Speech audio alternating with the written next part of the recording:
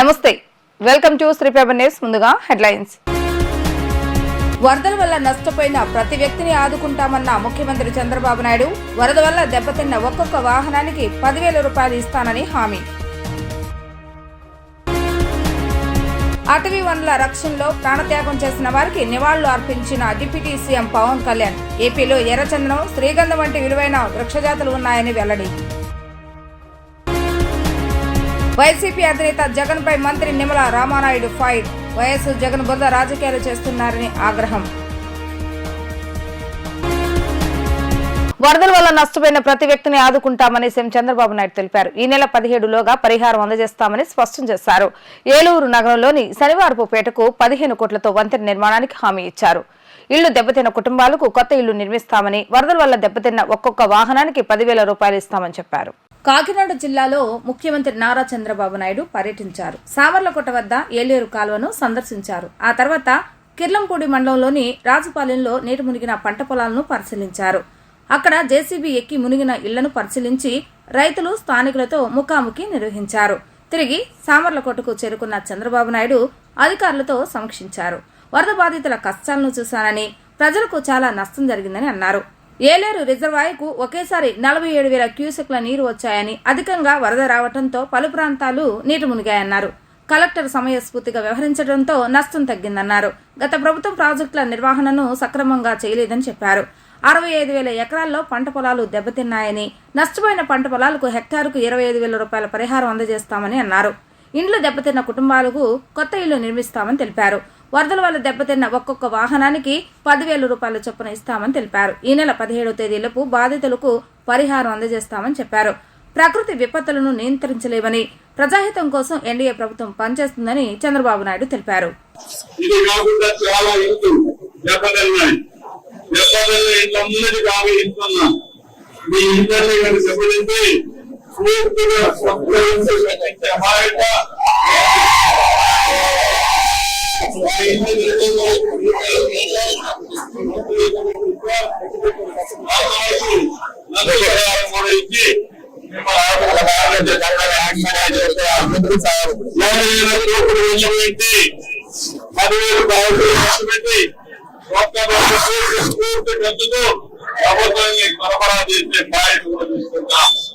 అది కూడా ఆధునికమైన వెంటనే మీకు ఇచ్చే బాధ్యత మాది.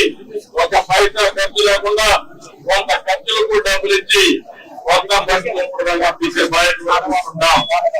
ఎక్కడైనా ఆంధ్ర విషయాలు కానీ లేకపోతే రైతుల విషయాలు కానీ వారందరికీ ఒక్కొక్కరికి 10,000 రూపాయలు సహాయం చేసే బాధ్యత. ఇది కాకుండా ఇంకా అనేక విషయాల్లో గ్రామసంధి ఉన్నాయి. కరెంటుకి స్పష్టమైన ఆదేశాలు ఇస్తున్నాం. 17వ తారీఖు లోపల అందరికీ న్యాయం చేసే బాధ్యత తీసుకుంటాం. ఎక్కడైనా సరే పంట రివైవ్ చేయగలిగితే దానికి అవసరమైతే యూరియా గారి ఇవన్నీ ఇచ్చి మొత్తం ఇచ్చి మళ్ళీ కాపాడగలిగితే దానికి కూడా ఇల్లు సరఫరా కూడా చేయమని ఆదేశాలు ఇచ్చాం. అది కూడా చేపిస్తాం. నేడు జాతీయ అటవీ అమరవీరుల దినం అని ఏపీ డిప్యూటీ సీఎం అటవీ శాఖ మంత్రి పవన్ కళ్యాణ్ వెల్లడించారు. అటవీ వనరుల రక్షణలో ప్రాణత్యాగం చేసిన వారికి నివాళులు అర్పిస్తున్నానని తెలిపారు. బిష్ణుయో త్యాగాన్ని స్మరించుకుంటూ అటవీ అమరవీరుల దినం జరుపుకుంటున్నామని పవన్ పేర్కొన్నారు. ఏపీలో ఎర్రచందనం, శ్రీగంధం వంటి విలువైన వృక్షజాతులు ఉన్నాయని వెల్లడించారు. అత్యంత అరుదైన వన్యప్రాణులకు ఆవాసం మన అటవీ క్షేత్రాలని వివరించారు. అమూల్యమైన అటవీ సహజ సంపదను కాపాడుకునేలా ప్రతిజ్ఞ చేద్దామని పవన్ కళ్యాణ్ పిలుపునిచ్చారు. విజయవాడ వరదలకు వైసీపీ అధినేత మాజీ సీఎం జగనే కారణమని జలవనరుల శాఖ మంత్రి నిమ్మల రామానాయుడు ఆరోపించారు. ఆధునీకరణ పనులు రద్దు చేసిన వైఎస్ జగన్ బుడమేరు గురించి మాట్లాడే అర్హత లేదన్నారు. జైల్లో ఉన్న ముద్దాన్ని కలిసేందుకు రావటమే కాకుండా జైలు బయటకు వచ్చి బుడమేరుపై అబద్దాలు వల్లేస్తున్నారని జగన్ పై మంత్రి నిమ్మల తీవ్రస్థాయిలో ఫైర్ అయ్యారు. విజయవాడ వరదలకు వైసీపీ అధినేత మాజీ సీఎం జగనే కారణమని జలవనరుల శాఖ మంత్రి నిమ్మల రామానాయుడు ఆరోపించారు. నిన్న ఆయన మీడియాతో మాట్లాడుతూ 2020లో జగన్ ప్రభుత్వం 198 పనులను రద్దు చేసింది. రద్దు చేసిన వాటిలో బుడమేరుకు సంబంధించిన 5 పనులు కూడా ఉన్నాయని తెలిపారు. బుడమేరు డైవర్షన్ ఛానల్ పనులను చంద్రబాబు నాయుడు 80% పూర్తి చేశారని చెప్పారు. బుడమేరు బెజవాడకు దుఃఖదాయిని చంద్రబాబు నాయుడు పనులు ప్రారంభించారు. మిగిలిన పనులను జగన్ పూర్తి చేసి ఉంటే గండ్లు పడేవి కావు అన్నారు. బుడమేరుకు గండ్లు పడటం వల్లే విజయవాడకు వరదలు వచ్చాయని మంత్రి నిమ్మల తెలిపారు. గత 5 ఏళ్లలో జగన్ పాలన పాపం ఫలితమే ఈ రోజు విజయవాడకు వరదలు వచ్చాయని అన్నారు. జగన్ చేసిన పాపం ప్రజలకు శాపంగా మారిందని విమర్శించారు. ఆధునీకరణ పనులు రద్దు చేసిన వైఎస్ జగన్ బుడమేరు గురించి మాట్లాడే అర్హతే లేదని మంత్రి నిమ్మల ఫైర్ అయ్యారు. ఈ క్రమంలో ఈ రోజు జైల్లో ఉన్న నందిగం సురేష్ ను కలవడంపై మంత్రి నిమ్మల ధ్వజమెత్తారు. రాష్ట్రం కష్టాల గురించి కానీ ప్రజల ఇబ్బందుల గురించి కనీస సమయం కేటాయించేందుకు తీరిక లేదని జగన్ పై విమర్శలు గుప్పించారు. జైల్లో ఉన్న ముద్దాయిని కలిసేందుకు రావటమే కాకుండా జైలు బయటకు వచ్చి బుడమేరుపై అబద్దాలు వల్లేస్తున్నారని జగన్ పై మంత్రి నిమ్మల తీవ్ర స్థాయిలో ఫైర్ అయ్యారు. ఆ రోజు ఒక్క ఛాన్స్ అని ప్రజల్ని ఏ రకంగా అయితే ఏమార్చి 5 సంవత్సరాల ఆంధ్రప్రదేశ్ రాష్ట్ర సంపదను ఏ రకంగా అయితే లూటీ చేశాడో మళ్ళీ తిరిగి అదే విధంగా ఈరోజు ప్రజలను మభ్యపెట్టాలనేటువంటి మాయ చేయాలనేటువంటి ఆలోచనతో మళ్ళీ అదే అసత్యాలు అదే అబద్ధాలు ఆయన మాట్లాడుతున్నటువంటి పరిస్థితి. ఏదైతే ఈరోజు విజయవాడ నగరాన్ని ముంచేసినటువంటి బుడమేరు పాపం నీది కాదా అని చెప్పి జగన్మోహన్ రెడ్డిని సూటిగా అడుగుతూ ఉన్నా. మరి ఏదైతే 37,500 క్యూసెక్కుల నీరు సామర్థ్యం కలిగేటువంటి విధంగా ఆ బుడమేరు ఏదైతే డైవర్షన్ ఛానల్ని ఎక్స్టెండ్ చేయడానికి అదేవిధంగా ఏదైతే లైనింగ్ చేయడానికి ఆ రోజు చంద్రబాబు నాయుడు గారు 2014లో మరి ఆయన నిజంగా 464 కోట్లు ఏదైతే జీవో నెంబర్ 638 638 జీవో తోటి 2014 సంవత్సరం 464 కోట్లు ఏదైతే లైనింగ్కి అదేవిధంగా ఎక్స్టెన్స్కి ఆ రోజు చంద్రబాబు నాయుడు గారు అధికారంలోకి వచ్చినటువంటి మరుక్షణమే బుడమేరుని ఎక్స్టెన్షన్ చేయాలి అనేటువంటి ఆలోచనతో ఆ రోజు జీవో ఇచ్చి టెండర్లు పిలిచి 3 ఏజెన్సీలు వచ్చి ఆ రోజు 5 సంవత్సరాల్లో మరి 70-80% పనులు చేస్తే మిగిలినటువంటి బ్యాలెన్స్ పనులు కూడా మరి ఆ రోజు 13 మరి ఏదైతే 3/2019 మరొక 255 కోట్ల రూపాయలు అంటే ఇంకా బ్యాలెన్స్ వర్క్స్ ఏవైతే ఉన్నాయో అవి కూడా చేయాలనే ఉద్దేశంతో మళ్ళీ మరి ఏదైతే ఆ రోజు 206 కోట్లకు మరి ఆ రోజు 2019లో బ్యాలెన్స్ వర్కులకు కూడా మరి జీవో ఇచ్చి టెండర్లు పిలిచి వర్క్ ఆర్డర్లు ఇచ్చాం. మరి నేను అడుగుతూ ఉన్నా జగన్మోహన్ రెడ్డిని, మరి తర్వాత 2019లో నువ్వు అధికారంలోకి వచ్చిన తర్వాత మరి 5 సంవత్సరాలలో మరి కనీసం ఎందుకు ఒక్క ₹1 పని ఆ యొక్క డైవర్షన్ ఛానల్లో చేయలేదు? నీ 5 సంవత్సరాల పాలనలో ఒక్క తట్ట మట్టి ఆ బుడమేరులో ఎందుకు పని చేయలేదు? ఒక్క అరబస్తా సిమెంటు ఎందుకు ఆ డైవర్షన్ ఛానల్లో చేయలేదు? అంటే 5 సంవత్సరాల్లో ఏదైతే ఆ బ్యాలెన్స్ పనులు నువ్వు కొత్తగా నిధులు తీసుకురావక్కర్లా, కొత్తగా శాంక్షన్లు ఇవ్వక్కర్లా. చంద్రబాబు నాయుడు గారు 80% ఏదైతే ఆ డైవర్షన్ ఛానల్ బుడమేరులో చేశారో ఆ మిగిలిన బ్యాలెన్స్ పనులు నీ 5 సంవత్సరాల్లో పూర్తి చేసి ఉండి ఉంటే ఈరోజు ఆ బుడమేరు ఏదైతే డైవర్షన్ ఛానల్ ఆ లైనింగ్ పూర్తయి ఉంటే ఈవేళ గండ్లు పడి ఉండేవి కాదు కదా. పలు ప్రాంతాల్లో వరద తగ్గినప్పటికీ బురద మురుగు తగలేదని సిపిఎం నేత శేషి బాబురావు అన్నారు. అపార నష్టం, అంచనాలకు మించిన కష్టం ప్రజలకు కలిగిందని అన్నారు. సహాయం అందచేయడంలో కేంద్రం జాప్యం తగదని అన్నారు. సిపిఎం రాష్ట్ర కార్యదర్శి వర్గ సభ్యులు వై వెంకటేశ్వర, సిహెచ్ బాబురావు నేతలతో కూడిన రాష్ట్ర బృందం వరద ప్రాంతాల్లో పర్యటించారు. Ajay Singh Nagar, Vambay colony, Vaddar colony, LBS Nagar, Patel Nagar, Rajiv Nagar, Ambapuram ప్రాంతాల్లో పర్యటించారు. ఈ సందర్భంగా ఆయన మాట్లాడుతూ ఏ ఇంట విన్నా, ఏ వీధిలో చూసినా, ఏ కుటుంబాన్ని కదిలించినా అన్ని కష్టాలు చెప్తున్నారన్నారు. అంచనాలకు మించిన నష్టం ఏనాడు లేని విపత్తు. ఇంత విస్తృత స్థాయిలో పెద్ద సంఖ్యలో కుటుంబాలు ఏ వరదలోనూ నష్టపోలేదన్నారు. ప్రతి కుటుంబంలోనూ లక్షలాది రూపాయల నష్టం జరిగింది. కట్టు బట్టలతోనే రోడ్డును పడ్డారు. 10 రోజులు గడిచిందని, వరదపై విజయం సాధించామని నేతలు ప్రకటించడం విడ్డూరంగా ఉందని అన్నారు. సీఎం కేంద్రంపై ఒత్తిడి తీసుకొచ్చి నిధులు విడుదల చేయించాలని బాబురావు డిమాండ్ చేశారు. బుడమేరు వరద తగ్గింది, కానీ మురుగు తగ్గలేదు, బురద తగ్గలేదు. ఇప్పటికీ అనేక కాలనీల్లో రోడ్లపై మురుగునీరు నిలిచిపోయింది. ఇళ్లలోకి వెళ్ళలేని పరిస్థితి, వంట చేసుకునే పరిస్థితి లేదు. వ్యాధులు విజృంభిస్తూ ఉన్నాయి. ఏనాడు లేనంత అపార నష్టం జరిగింది. కోలుకోలేని విధంగా బాధితులను దెబ్బతిన్నారు. సిపిఎం రాష్ట్ర బృందం పాయకాపురం, అజయ్ సింగ్ నగర్ ప్రాంతాల్లో పర్యటించి బాధితుల కష్టాలు తెలుసుకున్నాం. ఏ కుటుంబం చూసినా, ఏ వీధి చూసినా అన్నీ కష్టాలే. గత 10 రోజుల నుండి చాలా రోజులు భోజనాలు సరిగ్గా అందలేదు, మంచినీరు అందలేదు. కొంతమంది భోజనం కోసం వాహనాల వెంట వెళుతూ ఉంటే కాళ్ళు ఎరిగినాయి. కట్టు బట్టలతోనే మిగిలారు. గత 10 రోజుల నుండి 1 జత 2 జతల బట్టలు మాత్రమే మిగిలాయి. ఇంట్లో ఉన్న సామగ్రి మొత్తం పోయింది. వండుకోవటానికి అవకాశం లేదు. చేతిలో చిల్లి గవ్వలేదు. చిరు వ్యాపారాలు దెబ్బతిన్నాయి. ఇంకోవైపున స్లాబులు కూలిపోతూ ఉన్నాయి. ఏం చేయాలో దిక్కుతోచని పరిస్థితిలో ఉన్నారు. మరి ఇటువంటి స్థితిలో ప్రభుత్వం వెంటనే ఆదుకోవాలి. కేంద్ర ప్రభుత్వం మీనమేషాలు లెక్క పెడతా ఉంది. 11 రోజులు గడిచినా ఎందుకు ఒక్క నయా పైసా సహాయం చేయలేదు?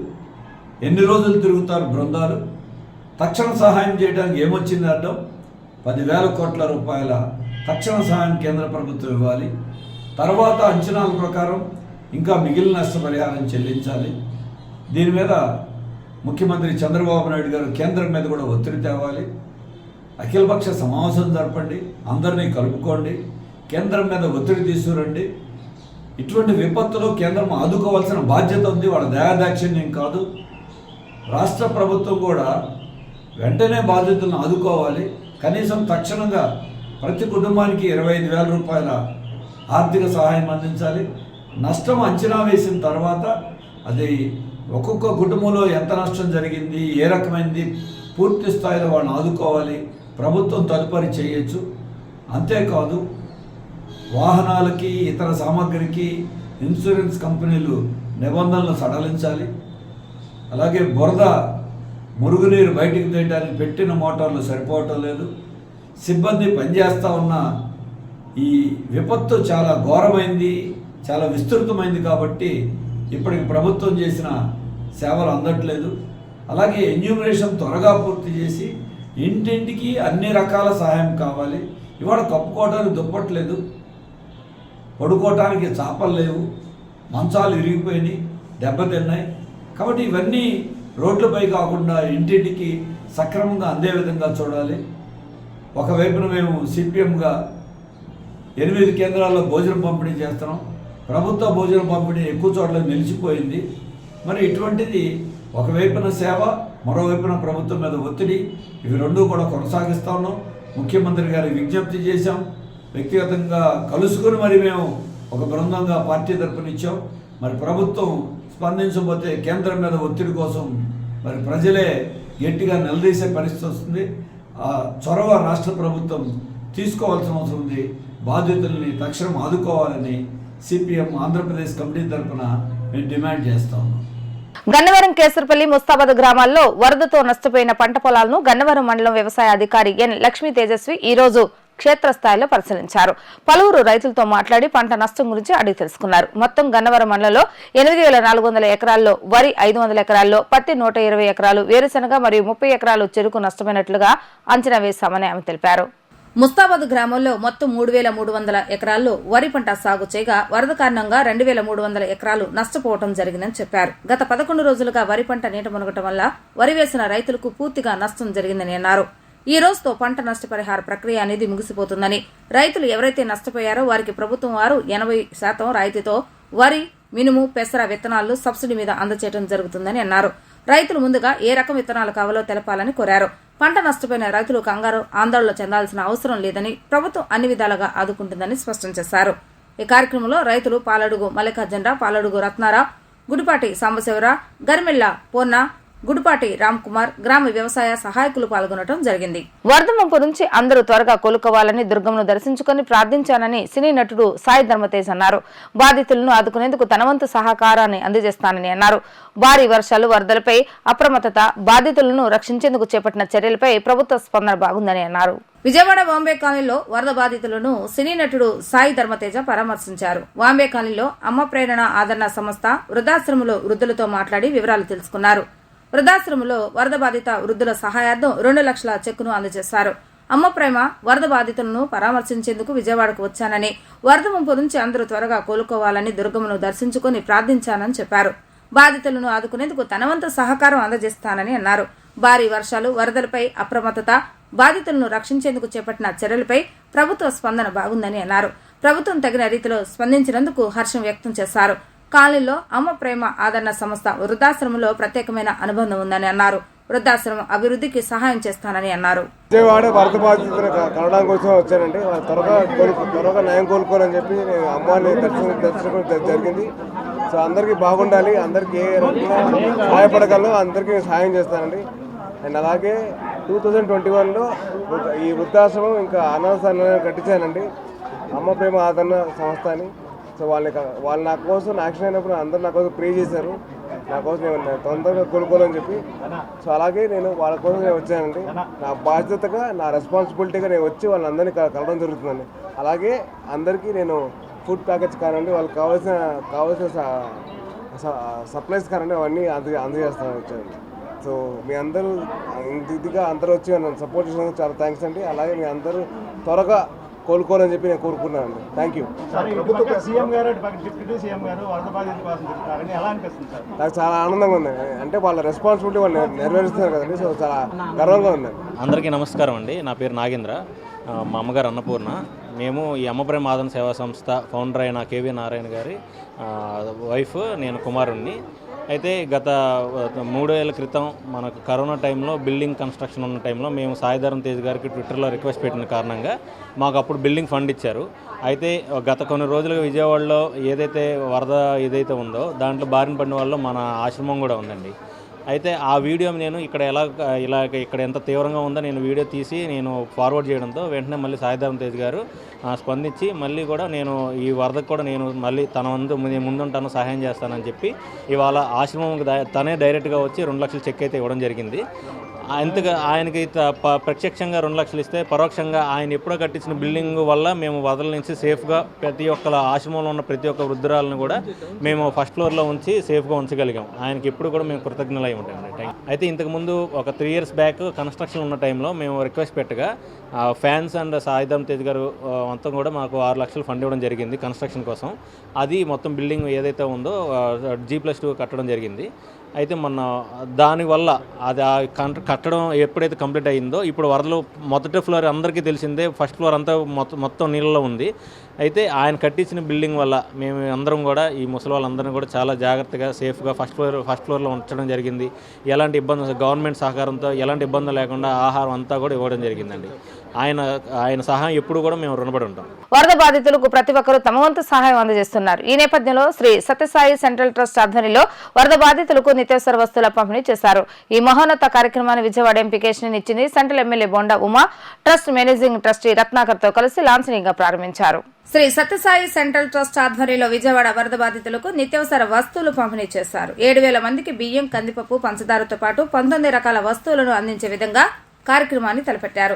నిత్యావసర వస్తువుల ట్రాక్టర్లను విజయవాడ సీతారాంపురంలోని తమ కార్యాలయం వద్ద MP Kesineni Sivanath, MLA bonda Uma, Shri Sathya Sai central trust managing trustee Ratnakar ప్రారంభించారు.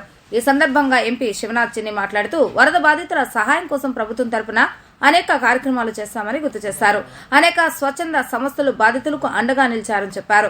సత్యసాయి సేవా సంస్థలు నిత్యావసర సరుకులను 7,000 మందికి పంపిణీ చేయడం సంతోషకరమని అన్నారు. ప్రభుత్వం తరపున సత్యసాయి సేవా సంస్థలకు ధన్యవాదాలు చెప్పారు. చంద్రబాబు నాయుడు కార్యదీక్షిత వాళ్ళని నేడు ముంపు బాధితుల ఈ విపత్తు నుండి గట్టెక్కించారన్నారు. అనంతరం ఎమ్మెల్యే బొండా ఉమా మాట్లాడుతూ సత్యసాయి ట్రస్ట్ మానవ సేవే మాధవ సేవ అని నిరూపించారన్నారు. 2.5 కోట్ల విలువ చేసే సరుకులు నేడు బాధితులకు పంపిణీ చేశారన్నారు. సేవా సమితి సభ్యులు స్వయంగా బాధితులను కలిసి అందజేయడం ఆనందకరమని అన్నారు. మరింత మంది దాతలు ముందుకు రావాలని ఆయన కోరారు. ప్రతి డివిజన్ లో బాధితులకు సరుకులు అందజేస్తున్నామని చెప్పారు. అనంతరం Sathya Sai trust managing trustee Ratnakar మాట్లాడుతూ విజయవాడలో వరద బాధితులకు మా వంతు సహాయం అందజేస్తామని చెప్పారు. ఈ కార్యక్రమంలో 600 మంది సభ్యులు పాల్గొన్నారన్నారు. ప్రభుత్వ పరంగా కూడా అపారమైన సహాయం అందజేస్తారని చెప్పారు. దేశంలో ఎక్కడ విపత్తు వచ్చినా అక్కడ సేవా కార్యక్రమాలు చేస్తున్నామని ఆయన తెలియజేశారు. బొడమేరు బాధితులకు మొదటి రోజు నుంచి ఫుడ్ పంపిణీ, మంచినీరు ఇస్తున్నామని, నేడు 7,000 మందికి 19 రకాల వస్తువులతో నిత్యావసర సరుకుల కిట్ ను అందజేశామని చెప్పారు. సీఎం చంద్రబాబు నాయుడును కలిసి తమ సభ్యులు సేవా కార్యక్రమాలను వివరించారన్నారు. ఇవాళ విజయవాడ నగరానికి సంభవించిన భారీ విపత్తు నిజంగా చరిత్రలో ఎప్పుడూ చూడని ఈ విపత్తు ఎంతోమంది నిరాశ్రయులయ్యారు. అటువంటి వారికి ప్రభుత్వం తరపున ఎన్నో కార్యక్రమాలు చేశాం. అంతేకాకుండా ఎంతోమంది దాతలు ముందుకు వచ్చి ఇవాళ విజయవాడ నగరంలో ఉన్న ప్రతి ఒక్కరిని ఆదుకు రావడానికి ముందుకు వస్తున్నారు. వారందరికీ ధన్యవాదాలు. అందులో ముఖ్యంగా సత్యసాయి సేవా ట్రస్ట్ తరపున మేనేజింగ్ ట్రస్టీ రత్నాకర్ గారి ఆధ్వర్యంలో ఇవాళ విజయవాడలో సెంట్రల్ నియోజకవర్గంలో 7,000 కిట్లు, అందులో కిట్లలో కూడా మీరు చూస్తే 19 రకాల ఐటెంలు, ఒక చీర, 26 కేజీల బియ్యం, అన్నీ కూడా బ్రహ్మాండమైన క్వాలిటీతో ఉన్న వస్తువులను ఇవాళ సరఫరా చేయటం ప్రతి ఒక్క బాధితులకి చాలా రిలీఫ్ ఇచ్చే విషయం. తప్పకుండా వారికి విజయవాడ నగర ప్రజల తరపున సత్యసాయి ట్రస్ట్ వారికి ధన్యవాదాలు తెలుపుకుంటున్నాం. అంతేకాకుండా మొన్న చూసాం, మొదటి రోజు మాకు సింగనగర్ ప్రాంతంలో బాగా భారీ వరద వచ్చిన సమయంలో కూడా సత్యసాయి సేవా ట్రస్ట్ వారి ద్వారా మొదటి రోజు నుంచి ఆహార పొట్లాలు సరఫరా చేయడం జరిగింది. ఇవాళ ఇటువంటి ఆర్గనైజేషన్ ఇవాళ మన రాష్ట్రంలో ఉండటం, అందులో విజయవాడ నగరానికి సేవ చేయటం చాలా అదృష్టంగా భావిస్తున్నాం. వాళ్ళందరికీ కూడా తెలుగుదేశం పార్టీ తరఫున, రాష్ట్ర ప్రభుత్వం తరఫున, విజయవాడ నగర ప్రభుత్వం తరఫున ధన్యవాదాలు. సత్యసాయిబాబా గారి కోరిక మానవ సేవే మాధవ సేవ.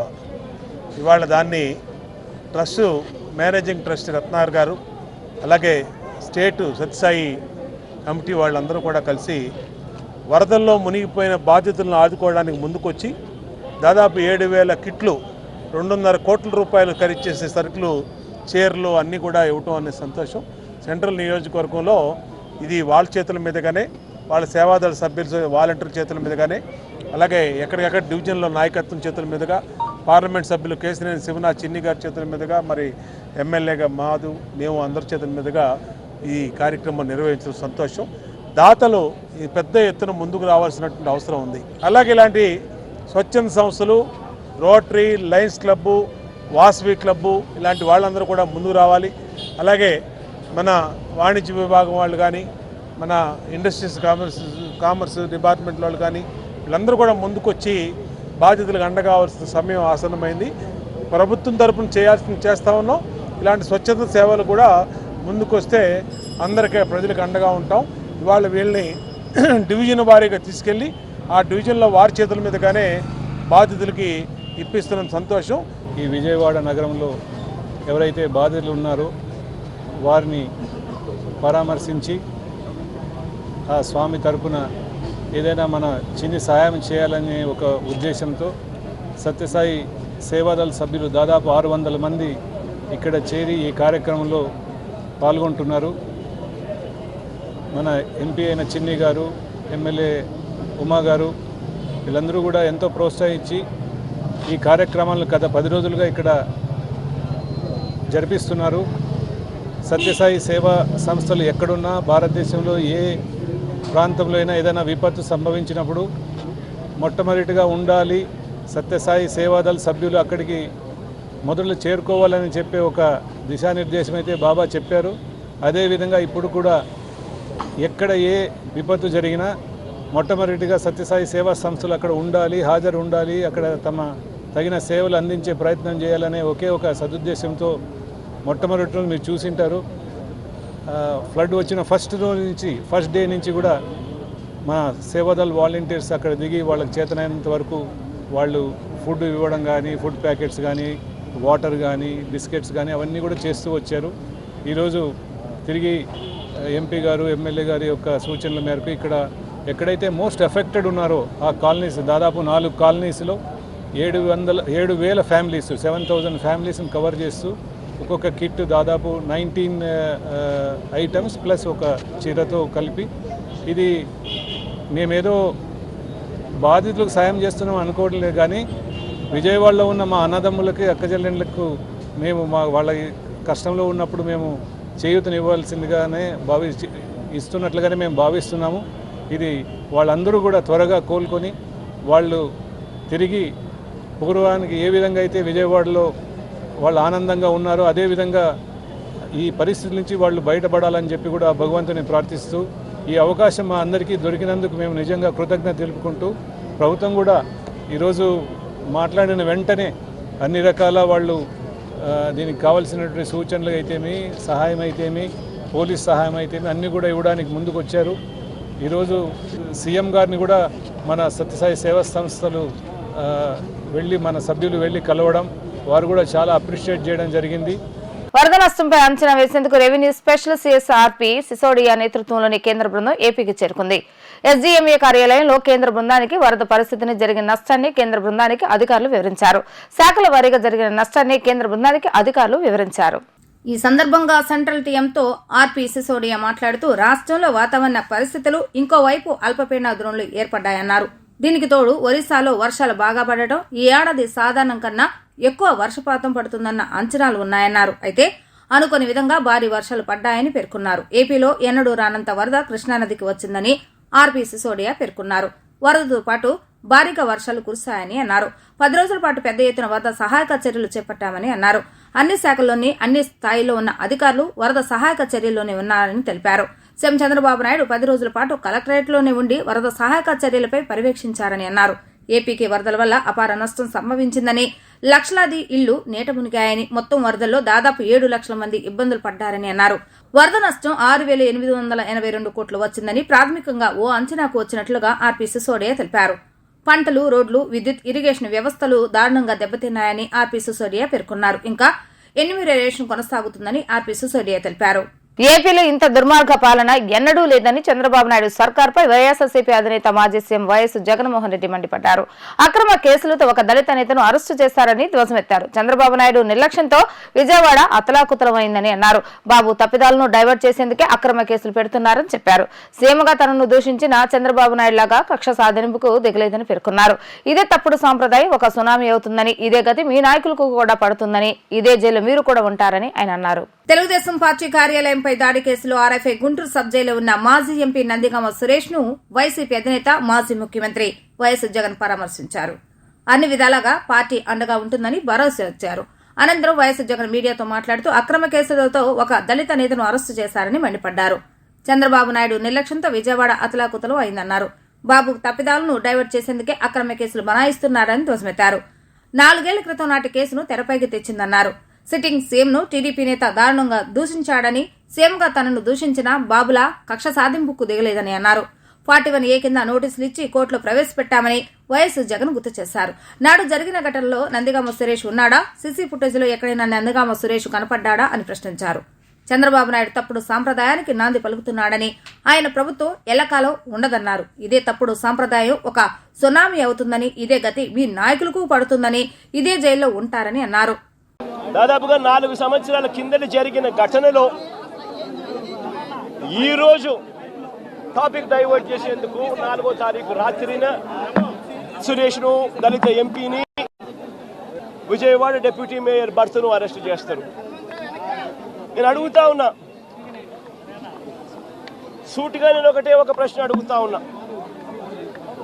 ఆ రోజు ఏం జరిగింది? తెలుగుదేశం పార్టీకి సంబంధించిన అఫీషియల్ స్పోక్స్ పర్సన్ పట్టాభి అనే వ్యక్తి ఆ రోజు సిట్టింగ్ ముఖ్యమంత్రిగా ఉన్న అప్పట్లో సిట్టింగ్ ముఖ్యమంత్రిగా ఉన్న వ్యక్తిని బోసుడీకే అని తిట్టాడు. బోసుడీకే అంటే ఏమిటో తెలుసా? తెలుగుదేశం పార్టీ కార్యాలయంలో తెలుగుదేశం పార్టీ అధికార ప్రతినిధి ముఖ్యమంత్రిని ఆ రోజు అన్న మాట లంజా కొడక అని.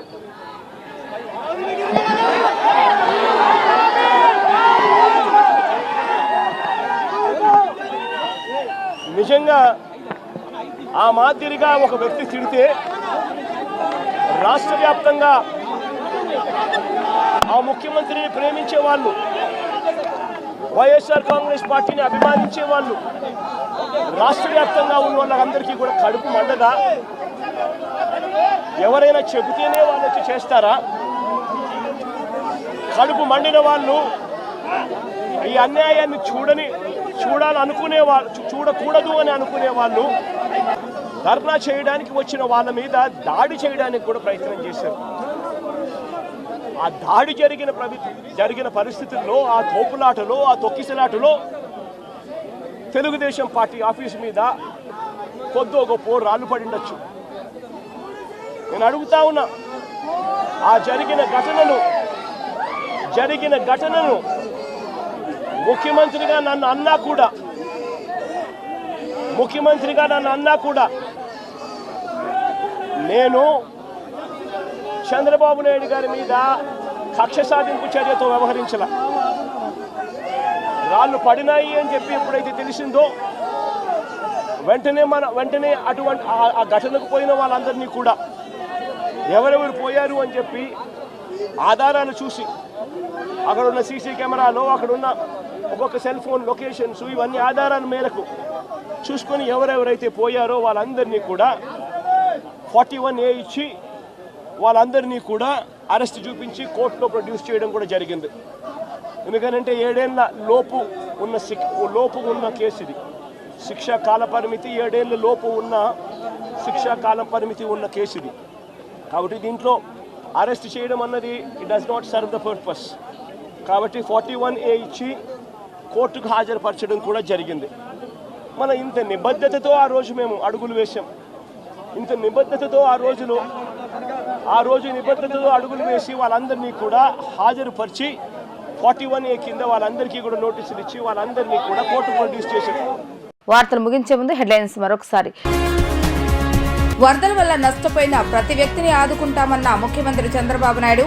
వరద వల్ల దెబ్బతిన్న ఒక్కొక్క వాహనానికి 10,000 రూపాయలు ఇస్తానని హామీ. అటవీ వనరుల రక్షణలో ప్రాణత్యాగం చేసిన వారికి నివాళులు అర్పించిన డిప్యూటీ సీఎం పవన్ కళ్యాణ్. ఏపీలో ఎర్రచందనం, శ్రీగంధం వంటి విలువైన వృక్షజాతులు ఉన్నాయని వెల్లడి. వైసీపీ అధినేత జగన్ పై మంత్రి నిమ్మల రామానాయుడు ఫైర్. వైఎస్ జగన్ బురద రాజకీయాలు చేస్తున్నారని ఆగ్రహం. ఇవి ఈరోజు వార్తా విశేషాలు. మరలా తిరిగి ప్రసారమైన వార్తలు మళ్ళీ కలుద్దాం. అంతవరకు సెలవు. నమస్కారం.